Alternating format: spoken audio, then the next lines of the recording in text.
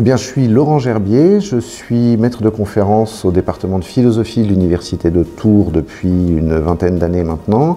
Et j'ai deux domaines de spécialité. D'une part, l'histoire de la philosophie de la Renaissance et de l'âge classique. Et d'autre part, ce qui est plus rare et plus inattendu, les cultures de l'image contemporaine, et en particulier l'histoire et la théorie de la bande dessinée, que j'enseigne à la fois en premier cycle et en second cycle ici à Tours. Et puis aussi depuis maintenant 7 ou 8 ans dans le master bande dessinée de l'École européenne supérieure de l'image à Angoulême. Je vais utiliser en fait ces deux domaines de compétences pour les croiser autour de la question de l'expressivité des passions à l'âge classique, puisque avec, si j'ose dire, ma casquette de philosophe de l'âge classique, cette question de l'expressivité des passions, elle m'intéresse beaucoup.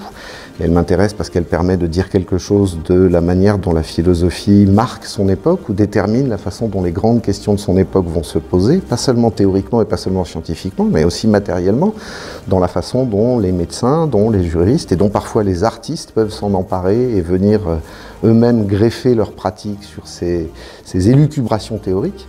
Et puis d'un autre côté, précisément parce que je m'intéresse à l'histoire de la bande dessinée et à ses origines, cette question de l'expressivité des passions, elle va venir rencontrer un certain nombre de questions dont on peut suivre d'une certaine manière la trace dans l'histoire de la représentation des corps et des visages, très longtemps après le XVIIe siècle, très longtemps après les travaux de Descartes, de Quereau de la Chambre ou de Lebrun, et en réalité jusque dans les racines mêmes de la bande dessinée au XIXe siècle. Alors, pour commencer par le commencement, pourquoi parler de Descartes à propos des travaux de Lebrun, qui ne le cite pas? Il y a une première raison qui est très simple, c'est que d'une certaine façon, il est impossible à l'âge classique de ne pas être cartésien. Ça a l'air un peu bizarre de le dire comme ça, mais en fait, on peut le préciser très simplement. En deux mots, Descartes, c'est quelqu'un qui naît en pleine Renaissance, d'une certaine façon, pas très loin d'ici, puisqu'on est à Tours, et qui naît en 1596 dans le petit village de La Haye, qui est au sud de la Touraine, et qui s'appelle d'ailleurs du coup maintenant La Haye Descartes. Et il va suivre une éducation très classique avec un précepteur à la maison d'abord, et puis à 8 ans, il est envoyé au collège jésuite de La Flèche, dans la Sarthe. Ensuite, il va prendre ses grades à l'université de Poitiers, donc il reste local pendant un bon moment, puis après, hélas, la Touraine le perd, puisqu'il va d'abord monter à Paris, comme tout le monde, au fond, et ensuite, il va, et c'est plus important au fond, il va aller s'installer aux Provinces-Unies, c'est-à-dire les actuels Pays-Bas, et c'est aux Pays-Bas qu'il va produire une grande partie de son œuvre. Or, justement, il se trouve que cette œuvre est, d'une certaine manière, couronnée par son travail sur les passions, puisque Descartes a finalement une vie de production qui est très très brève. Si on met de côté les règles pour la direction de l'esprit qui sont inachevées et qui datent de 1629, son premier grand traité, c'est en 1637 le discours de la méthode, célèbre avec les essais, et il meurt 13 ans plus tard, en 1650 à Stockholm, où il est allé s'installer à la demande de la reine Christine de Suède. Donc 13 années de production, ça va très très vite finalement. Et à la fin de ces 13 années de production, justement en 1649, on a le traité des passions, qui est le dernier grand traité publié de Descartes. Alors pourquoi est-ce que je disais que le siècle ne peut pas ne pas être cartésien? Parce que d'une certaine manière, dans sa retraite hollandaise, puis brièvement, hélas, suédoise, Descartes va entretenir d'une part une correspondance extrêmement abondante avec tous les grands esprits de son temps, et ça c'est un mode de communication qui est extrêmement important pour comprendre comment circulent les savoirs à l'âge classique. Ce qu'on a appelé dès le XVIe siècle la République des lettres, les sociétés savantes qui se créent dans tous les pays d'Europe entre la fin du XVIe siècle et le début du XVIIIe siècle ont pour fonction principale justement de répercuter par le biais des correspondances les découvertes et les inventions. Et donc on écrit aux sociétés savantes, on leur envoie des mémoires, on leur envoie des résultats de travaux, et puis on s'engueule aussi beaucoup. On polémique, on objecte, on discute, on débat.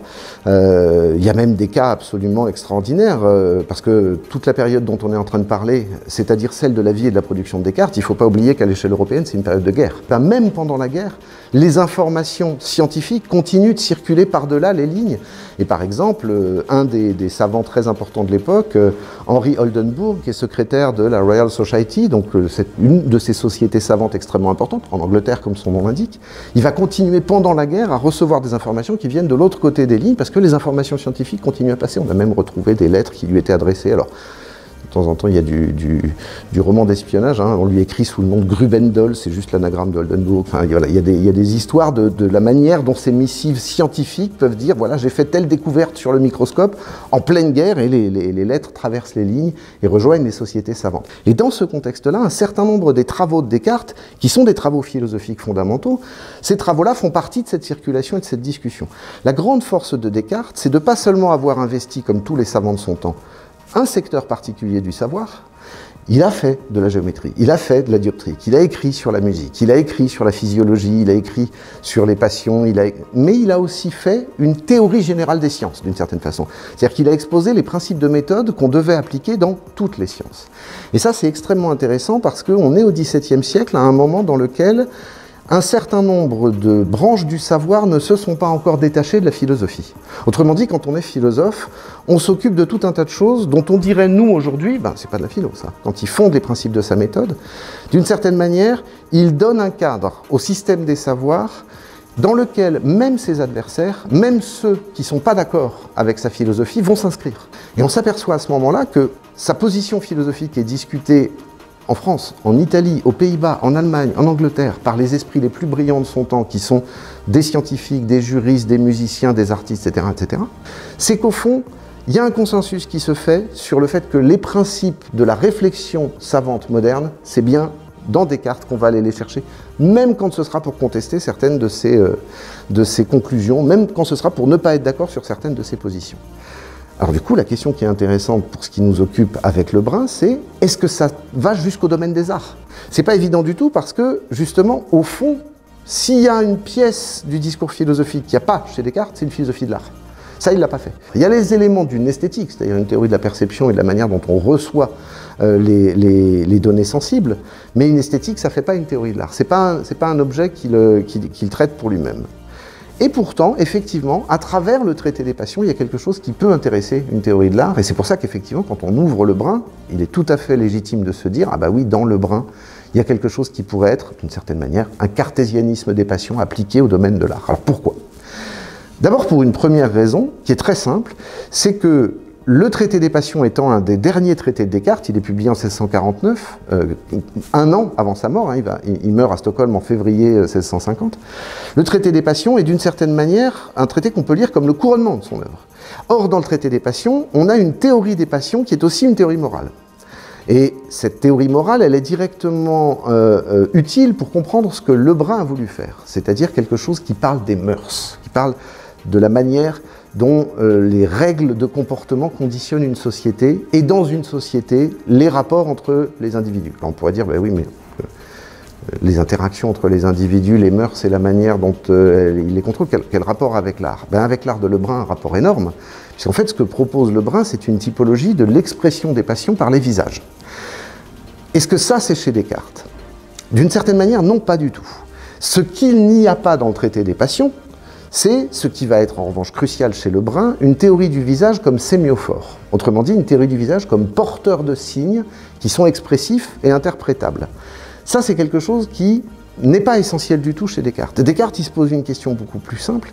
Il se pose une question qui est celle de savoir, à travers la question des passions, ce que sont les rapports entre l'âme et le corps. Et de ce point de vue-là, le traité des passions, il vient couronner une réflexion qui est déjà là en 1637 dans le discours de la méthode ou en 1641 dans les méditations métaphysiques. C'est un objet qui est très important chez Descartes.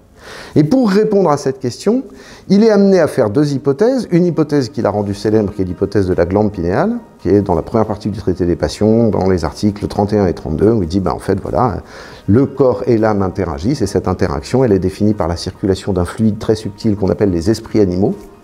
Alors, en dépit de leur nom, les esprits, c'est des corps, hein. C'est juste des corps extrêmement subtils et extrêmement fluides. Dans la médecine ancienne, depuis Hippocrate et Galien, on appelait ça des humeurs. C'est ces fluides, hein, qui circulent dans le corps. Et les alchimistes, entre autres, avaient, dès la fin du Moyen-Âge, commencé à réfléchir, mais c'était sur la base des travaux médicaux d'Hippocrate ou de Galien, à la manière dont le corps fonctionne comme une série de lieux de cuisson et de raffinement de ces fluides, de telle sorte qu'il y a des endroits dans le corps où ces fluides deviennent tellement légers et tellement imperceptibles qu'ils sont à la frontière du matériel et de l'immatériel.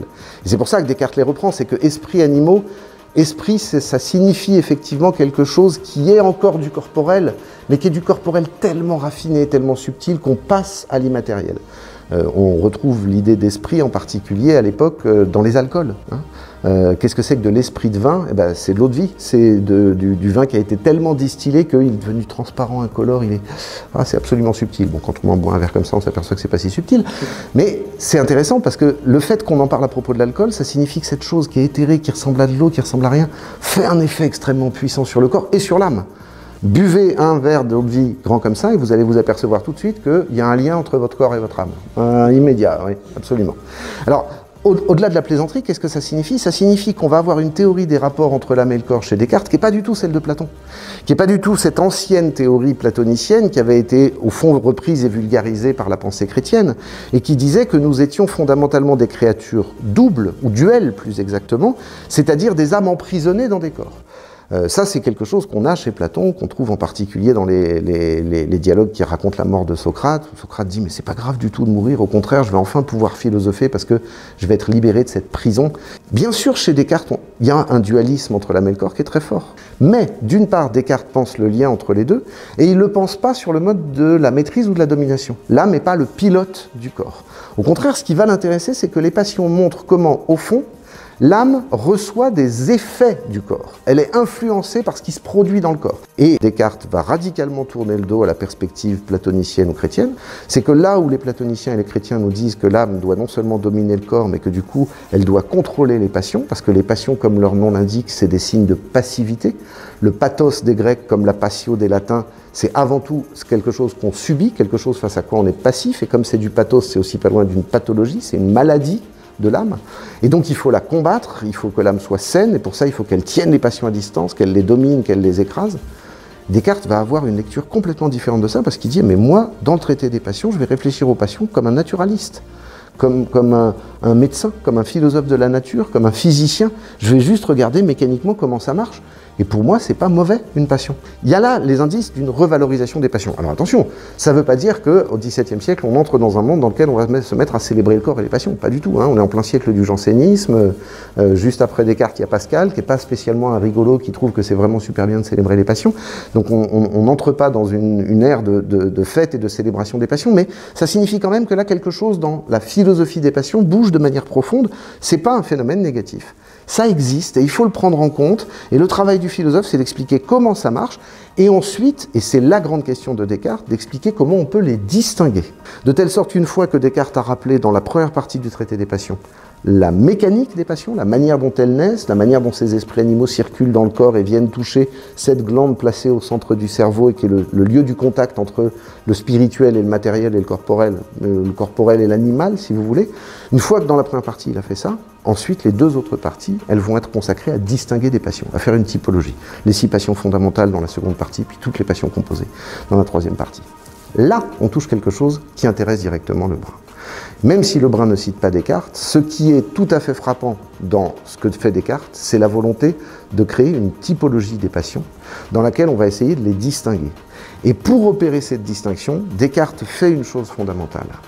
Descartes dit, il y a 6 passions fondamentales, toutes les autres sont des composés. Autrement dit, toutes les autres sont des combinaisons entre les passions. Toute l'expressivité des passions, elle est liée à la combinaison ou à la composition de ces passions. On n'est pas obligé d'éprouver de la joie, ou de la tristesse, ou de l'admiration, ou de la haine, etc., etc. On peut éprouver des composés. On peut éprouver de la tristesse et de la haine. On peut éprouver de la joie et de l'admiration. Et puis, c'est parfois beaucoup plus compliqué. On peut éprouver de la haine et de la joie. On peut éprouver de l'admiration et de la tristesse. Et comment ça marche, ces compositions-là? Qu'est-ce qu'elles vont signifier? Comment on va les appeler? Est-ce qu'on leur donne un nom spécifique? Ça, c'est des problèmes de distinction et de composition qui, d'une certaine manière, sont analogues dans le travail d'un philosophe comme Descartes, dans le travail d'un médecin courtisan comme Cureau de la Chambre, et dans le travail d'un artiste, d'un peintre et d'un académicien comme Lebrun. Maintenant, il y a en revanche un élément qui est dans Lebrun, et qui est fondamental dans Lebrun, mais qui n'est pas tellement dans Descartes. Et cet élément, c'est, d'une certaine façon, la centralité de la face. Je veux dire par là que Lebrun, dans son travail, se concentre sur la manière dont tout ce que je viens de dire sur les passions se trouve, pour ainsi dire, projeté sur le visage comme sur une espèce d'écran. Et c'est là que le travail du peintre intervient, parce que le peintre sait que sa réflexion sur les passions, elle doit le conduire à régler des problèmes qui sont des problèmes de représentabilité de ces passions. La question, c'est de savoir comment est-ce qu'on va les montrer. Et cette question, au fond, Je me demande, quand je regarde Le Brun, ou quand je regarde Curot de la Chambre, si c'est pas fondamentalement une question de courtisan. Et si c'est pas là précisément que Curot et Le Brun sont pas du tout des cartes. Il a voulu vivre cette vie mondaine parisienne du début des années 20, puis vous êtes dingue, et il s'est tiré, et il est parti. Curot de la Chambre, Le Brun, c'est exactement le contraire. Ils sont en réalité, au contraire, en permanence dans les présentoirs de l'État monarchique. Que ce soit la cour elle-même ou l'Académie, c'est des lieux dans lesquels, en réalité, la vie courtisane se montre, se donne à voir. C'est la scène de la courtisanerie. Or, quand on regarde les traités de cour depuis le XVIe siècle jusqu'à la fin du XVIIe siècle dans tous les pays d'Europe, cette surabondante littérature de la courtisanerie, qui est aussi la littérature de la raison d'État, un des spécialistes a parlé à propos de cette raison d'État appliquée aux courtisans, il y a quelques années de ça, de manière très frappante, d'une raison d'État de soi-même. En disant, bah, attention, la raison d'État, à l'époque, ça ne règle pas seulement les rapports entre les États, ça règle aussi les rapports entre les gens à la cour. Et il y a une espèce de gouvernement de soi qui consiste à toujours calculer ce qu'on montre et aussi à essayer d'interpréter ce que les autres montrent. Et là, tout d'un coup, quand on se met dans cette situation-là, qui est celle de la vie de cour, on comprend que le visage a un tout autre enjeu et un tout autre écho qui n'est pas celui de Descartes, et qui est comment est-ce que je vais m'y prendre pour interpréter les signes du visage de l'autre. Comment, dans cette interaction sociale, qui est aussi une politique des rapports entre les courtisans, je vais décrypter ce que me montre le visage de l'autre et comment je vais, au contraire, faire très attention à ce que je laisse voir à travers mon propre visage. Et là, tout d'un coup, les enjeux de la maîtrise de l'expressivité du visage et aussi de la lisibilité du visage, de ce qu'on pourrait appeler une herméneutique de la face, changent complètement. C'est plus seulement des enjeux d'histoire de l'art, c'est plus seulement des enjeux d'esthétique, c'est des enjeux de politique, c'est des enjeux sociologiques extrêmement forts. On les retrouve d'ailleurs dans la littérature. La littérature des passions, au XVIIe et encore au XVIIIe siècle, qu'on lise Les Liaisons dangereuses ou qu'on lise La Nouvelle Héloïse, ou des tas d'autres qui sont beaucoup moins célèbres que ces deux-là, c'est une littérature, et on pourrait en dire autant de certaines scènes de Racine ou de Corneille, c'est une littérature dans laquelle on va avoir une attention extrême portée aux microscopiques signes visuels qui sont envoyés par le visage. Le visage de l'amante ou de l'amant, il dit en un froncement de sourcil, en un froncement de nez, en un rictus, énormément. Et on va passer des pages et des pages à disséquer le fait que mademoiselle de machin ait bougé un œil. Pourquoi ça peut nous sembler ridicule à nous aujourd'hui? Précisément parce qu'en fait, l'ensemble de cette vie qui est la vie lettrée, la vie brillante, la vie intellectuelle et culturelle, mais aussi la vie courtisane, elle est marquée par ce rapport entre les visages qui ne cesse de se scruter, de se déchiffrer, et au contraire, qui ne cesse d'essayer de travailler leur propre impénétrabilité pour ne pas trop en montrer aux autres. Il a une conception sémiophorique du visage. Ça veut dire qu'il considère le visage comme un sémiophore. Qu'est-ce que c'est un sémiophore? C'est un porte-signe. Il considère que le visage, c'est une surface sur laquelle des signes s'affichent. C'est une éducation pour les dessinateurs. Apprendre cette composition des traits, c'est pas juste apprendre à se contenir ou à pas se contenir ou à lire le visage des autres, c'est aussi réfléchir à ce qu'il faut représenter, à quels traits articuler pour que le visage qu'on va dessiner ou peindre soit lisible par un spectateur. Au fond, cette capacité à interpréter les visages que je viens d'expliquer comme pratique de cours, ça devient aussi une compétence de spectateur. Tout le monde sait lire les visages, ça veut dire que si vous faites une peinture de visage, vous déclenchez chez le spectateur cette habitude de lire les visages qui est pratiquée à la cour. Et voilà pourquoi le romancier va en faire des pages et des pages dans un roman pour expliquer les passions de mademoiselle de machin avec ses mouvements de sourcils. Et voilà pourquoi le peintre doit absolument savoir pourquoi tel froncement de nez, tel plissement de bouche, tel rictus ou telle élévation des sourcils est interprétable comme ça ou comme ça. Alors ça, c'est une approche qui est très intéressante pour nous pour plusieurs raisons. D'abord parce que d'une certaine manière, elle est surannée pour nous, elle est obsolète. Il y a là-dedans une précision et une technicité qui de temps en temps nous paraissent excessives parce que nous ne la comprenons plus nous-mêmes. De la même manière que dans certains tableaux classiques, en particulier dans la peinture de genre, mais aussi je pense à la peinture religieuse, il nous faut aujourd'hui le secours d'un historien de l'art pour comprendre pourquoi telle position de doigt et telle position de doigt n'ont pas du tout le même sens, renvoie à une signification très codifiée, extrêmement précise et immédiatement interprétable par le spectateur du siècle même où ils ont été peints. De la même manière, il y a dans la typologie des traits que Le Brun nous propose, de temps en temps, des choses qui nous paraissent d'une distinction telle qu'on n'en comprend plus la logique. C'est-à-dire que quand il peint l'ennui, la tristesse, la colère, le dégoût, et en plus leur combinaison, il il y a des images qu'on rapproche et dont on dit, bah, toi tu vois peut-être la différence, mais enfin moi, elle a l'air en colère sur toutes là, hein, en fait, parce qu'on n'est plus prêt en fait à cette finesse-là. Il y a aussi un moment où on la trouve trop rigide. Il y a aussi un moment où c'est pas seulement qu'on la comprend plus, c'est pas seulement nous qui sommes devenus bêtes alors qu'ils étaient très fins, c'est aussi que leur finesse est une rigidité. C'est une codification et comme toute codification, elle a les lourdeurs d'un standard. Et un standard, au bout d'un moment, c'est une chose qui pèse, c'est une chose dont l'expressivité artistique a besoin de secouer les bords, de faire trembler un peu les murs. Nous, on vient après ces secouages-là. Et donc, si on a perdu de cette codification, c'est aussi parce qu'on s'en est libéré. On l'aperçoit plus parce qu'on a perdu en finesse, mais on l'aperçoit plus aussi parce qu'on a gagné en légèreté par rapport à la lourdeur de ces codifications. Alors, c'est cette lourdeur des codifications qui me semble intéressante parce que c'est elle qui, d'une certaine manière, me permet d'en venir à mon autre centre d'intérêt, c'est-à-dire à l'histoire très ancienne de la bande dessinée. Pourquoi ? Parce que cette typologie que Lebrun essaye d'imposer au visage, en fait, on la retrouve dans les arts de la pantomime, mais cette fois-ci appliquée au corps entier. C'est comme ça qu'on apprend à jouer. En fait, exprimer une passion sur scène, c'est pas seulement l'exprimer avec un certain nombre de traits du visage, ça c'est très très bien dans un tableau, parce qu'un tableau a un énorme avantage, il bouge pas. Il est là, il est au milieu du mur, il est à bonne hauteur pour les yeux et on peut le scruter, on peut passer son temps à le regarder, on peut prendre un graveur spécialisé pour venir en faire un dessin et en relever une copie qu'on va garder chez soi si on est un bourgeois un peu fortuné quand même. Et on va pouvoir se plonger longtemps sur comme il a bien saisi cette attitude, comme le peintre a réussi à bien rendre cette expression. Ça va être un souci très longtemps, très intéressant, mais qui passe par de l'image fixe, évidemment. On va le retrouver dans les illustrations des romans classiques. Un des premiers romans illustrés dont le romancier a surveillé l'illustration, la Nouvelle Héloïse de Rousseau au XVIIIe siècle.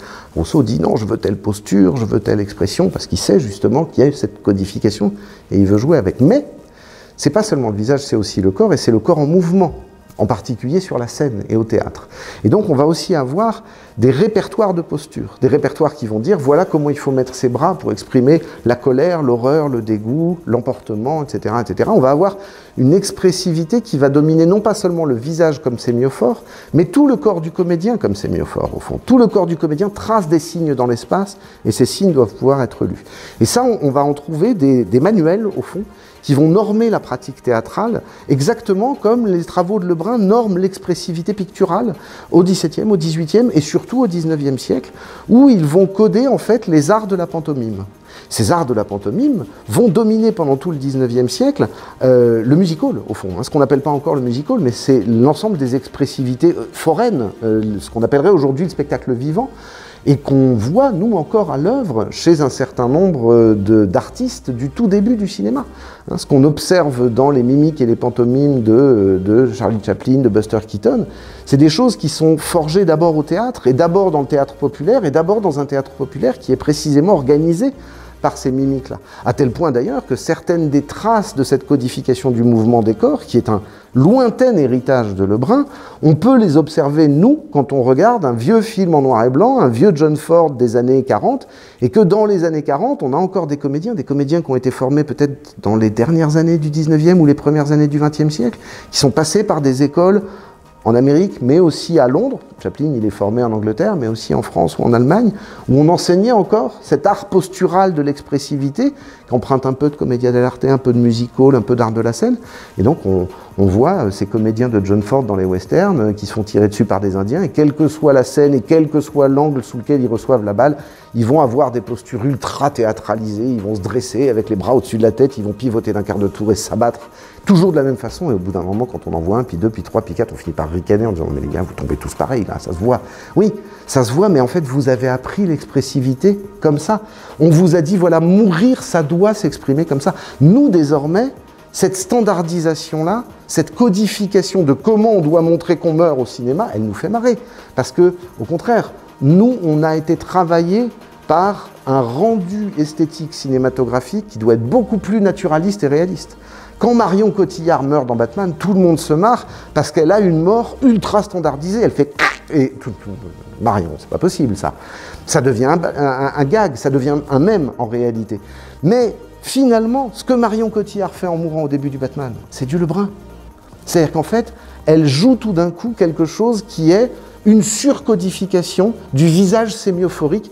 Et pourquoi on rit? On rit parce qu'on sent que ça a été vrai à un moment de l'histoire de l'art, à un moment de l'expressivité, et que ça ne l'est plus. Finalement, Marion Cotillard, c'est la dernière cartésienne des arts vivants. On aurait dû lui rendre hommage dans Batman, on n'aurait pas dû se moquer d'elle.